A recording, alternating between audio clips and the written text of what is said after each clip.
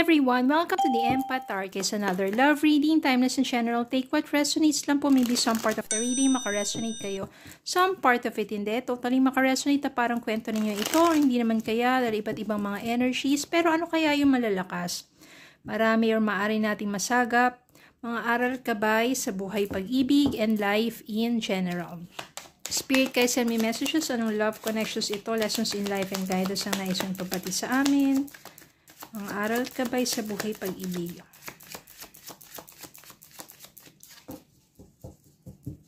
Spirit, can send me messages.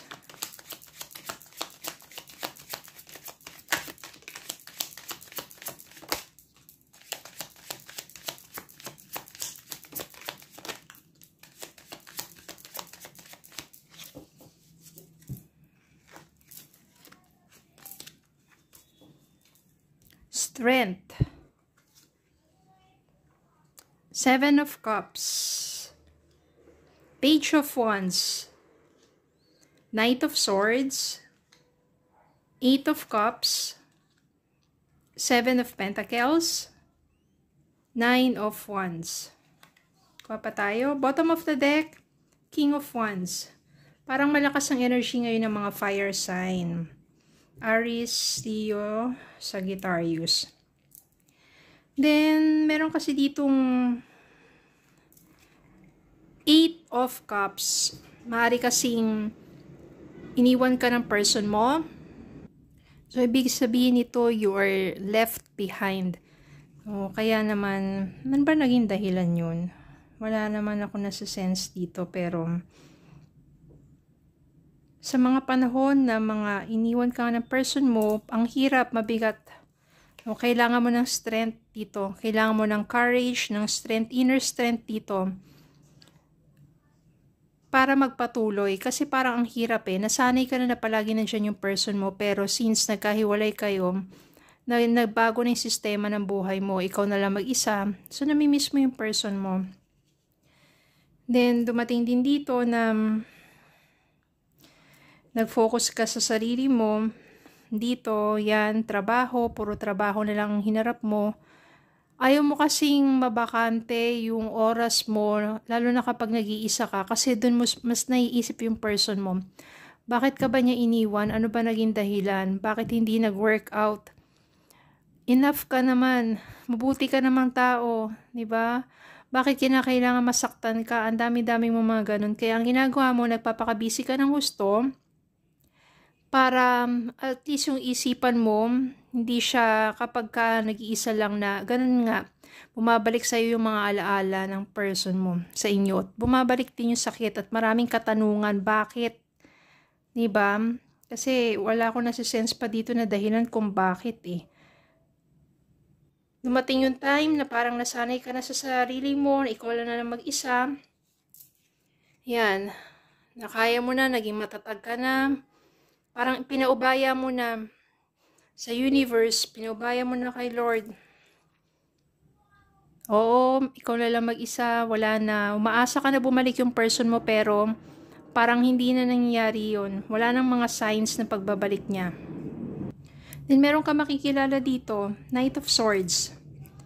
Siya yung someone na makakapagbigay sa'yo ng kakaibang positibong pagbabago sa buhay mo. Kasi itong Knight of Swords na to, matalino tong taong to, every time na nakakausap mo siya, parang ang dami mo natututunan sa kanya. At saka honest to, mafe-feel mo kasi na talaga mga sinasabi niya may sense at totoo. Parang medyo matutuwa ka sa kanya, ganyan. Meron naman Page of Wands. Page of Wands is someone na mas younger sa'yo, pero makikita mo dito na cheerful ito. Tsaka playful ito eh. Kasi mas younger nga sa'yo. Very energetic to. No, very active. Optimistic yan. And matutuwa ka dito. Pero parang makikita mo na hindi siya yung for romantic. No, siya yung parang someone na masasabi mong parang kapatid mo lang o barkada mo. Parang ganun lang. And meron ka rin makikilala someone, King of Wands. Ito mas may edad sa'yo. Medyo malayo ng konti ang inyong pagitan. So, kahit ganun siya, na medyo mas may edad sa'yo, no, pero yeah, mature kasi to, motivated, fearless, pero friendly. Yung ones kasi, ang characteristic din yan is very charming and very, very attractive talaga. Ma-attract ka sa kanya ng gusto na parang hindi mo iisipin yung agwat ng edad ninyong dalawa. So, doon lalabas na parang ang dami naman palang options. No, parang ang dami mong pangarap na gustong matupad. At the same time, marami ka rin palang makikilala na someone na maaring makakapagpasaya sa'yo.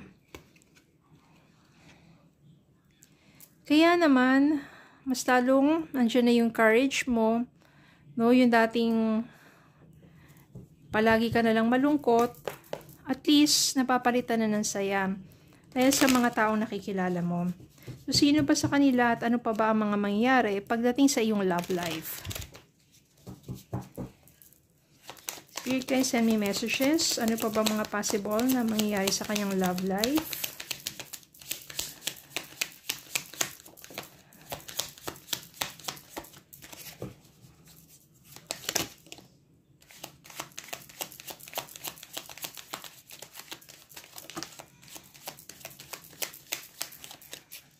Yan. And, ang dami. Meron na tayong Knight of Swords, meron tayong Knight of Wands, meron pa tayong Knight of Pentacles, and Five of Cups. I can sense here na meron ka pang makikilala someone na masipag, no? Itong si Knight of Swords, si Knight of Pentacles, Knight of Wands, sila yung mga medyo kaidaran mo. Yan. Si Page of Wands, mas bata sa'yo. Si King of Wands, mas may edad sa'yo yan. Ang dami nila. Kaya pala nandito si Seven of Cups. Kasi ang dami mong options, ang dami mong pagpipilian. Diba? Pero nandito, si Five of Cups, ibig sabihin dito, yung person mo. I can sense dito na yung person mo, maaring nagsisisi na ngayon kung bakit kanya iniwan. Alam mo yung bagay na ganito kasi yan, ganito kasi ang energy. Kapag ikaw yung habol ng habol sa isang tao, sa isang bagay, lalong lumalayo. Kasi parang nandun ka sa energy of luck. Lacking energy, na parang wala kaya naghahabol ka. Pero kapag nandito ka na sa abundance energy, which is abundance of joy, because ang daming humahanga sa'yo parang nandun na yung feel mo that you are loved, that you are beautiful inside and out, at ang daming na-attract sa'yo. Bumabaliktad yung energy that yung person mo, nararamdaman na niya ngayon, yung kawalan mo. Kasi yung maaring dati, ikaw yung palagi naghahabol sa kanya, ngayon naman, dahil syempre, okay ka na, naka-move forward ka na, busy ka sa gawain mo, sa trabaho mo, sa work mo, sa career mo, tapos ang dami pang nandiyan nagpaparamdam sa'yo, so wala na, nakakalimutan mo na yung person mo, hindi mo na siya masyadong iniisip, no, parang, ang mangyayari nito, babaliktad na energy, mamimiss niya yung mga panahon na naghahabol ka, namimiss niya yung mga message mo, namimiss niya ngayon kung paano ka mag-message sa kanya na bumalik siya dahil wala na siyang mararamdaman ngayon sa'yo. Ibig sabihin niya, wala na siya nare-receive na message sa'yo, parang tumahimik ka ganun Kasi nga, hindi mo na siya masyadong iniisip pa. Kasi nadadivert na yung attention mo sa ibang bagay, sa maraming bagay, at sa mga taong nag-a-admire sa'yo. Diba? Kaya ngayon, siya na yung may feeling of loss, kawalan, dahil nga, hindi mo na siya mini-message, hindi ka na naghahabol sa kanya So parang nandun na yung ego niya na parang, bakit hindi na siya naghahabol sa akin ngayon? Bakit hindi na siya nangungulit ngayon? Ano na kaya nangyayari sa kanya? Okay na kaya siya? Ano kayang diba? Parang siya naman ngayon yung parang feeling niya na, hindi na ako hinahabol nito. Namimiss niya yung mga ganong klaseng ginagawa mo, no? So, ngayon, doon siya nagkaroon ng regrets. Lalo na kung mababalitaan niya na napakaraming mga other person na nagkaka-interest at nag-a-admire sa'yo. Doon naman siya yung parang makikipag, na ngayon, na parang makikipag-kompetensya na bumalik sa buhay mo. Diba? Well, ganun talaga. Ngayon, sino ba sa kanila? I can sense here na wala ka pang maaring mapili sa kanila. Nag-enjoy ka sa buhay mo. You're doing well. Okay na okay ka. Yung person mo, siya naman ngayon, yung magpaparamdam sa'yo at siya naman ngayon, yung sabihin natin, gustong bumalik ka sa buhay niya. Siya naman ngayon yung parang feeling na nakikipag-compete nga dun sa iba. Tingnan po natin ang message para sa inyo.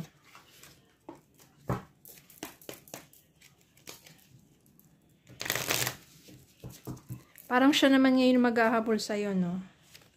Distance, the separation you are experiencing is necessary to help the relationship grow. Minsan kasi may mga, kailangan talaga magkalayo. Kailangan ng distansya para mag-grow, para mag-mature. No?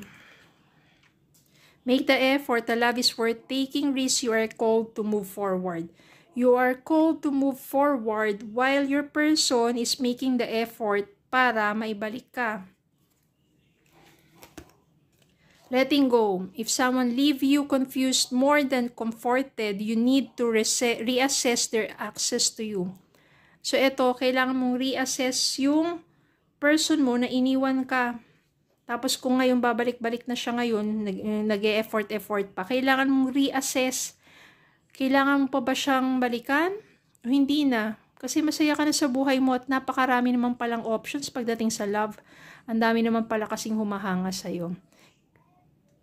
So, nasa sayo yan. Maybe, kung nakita mo, nararamdaman mo yung intention ng person mo na gustong bumalik sa'yo ay hindi ganun ka-sincere, na para lang, lang siya ng pride niya na makipagkompetensya sa iba, let go mo na yon. Don't afraid to know other persons, lalo na kung nafe-feel mo na itong taong to napakabuti. No, sila naman yung bigyan mo ng pagkakataon na pumasok sa buhay mo. Always pray, always ask for guidance. Okay, so yun lang po. Maraming salamat po for watching. Please don't forget to like, share, comment, subscribe, follow me on Facebook and YouTube. Have a good day po and God bless.